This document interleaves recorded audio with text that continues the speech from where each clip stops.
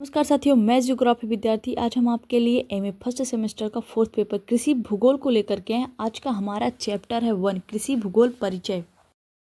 कृषि भूगोल एक महत्वपूर्ण विषय है जो कृषि और भूगोल के बीच के संबंधों का अध्ययन करता है। यह क्षेत्र यह समझने में मदद करता है कि कैसे भौगोलिक कारक जैसे कि जलवायु, मिट्टी, स्थलाकृति और मानव गतिविधियाँ कृषि उत्पादन को प्रभावित करती हैं। कृषि भूगोल के प्रमुख पहलू। पहला है जलवायु। जलवायु कृषि उत्पादन के लिए एक प्रमुख कारक है। विभिन्न फसलों की वृद्धि के लिए विभिन्न प्रकार की जलवायु की आवश्यकता होती है। जैसे धान की फसल को गर्म और नम जलवायु की आवश्यकता होती है, जबकि गेहूं की फसल ठंडी जलवायु में अच्छी होती है। और दूसरा है मिट्टी। मिट्टी की गुणवत्ता और प्रकार भी कृषि पर प्रभाव डालते हैं।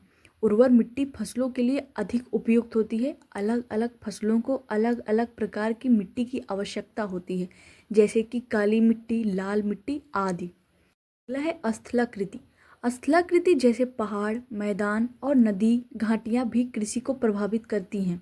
पहाड़ी क्षेत्रों में कृषि करना कठिन हो सकता है, जबकि समतल भूमि पर कृषि आसान होती है।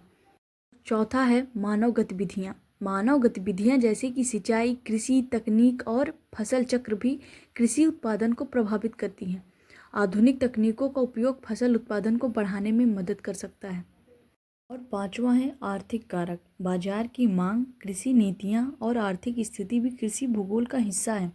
ये कारक यह निर्धारित करते हैं कि कौन सी फसलें उगाई जाएंगी और कहाँ।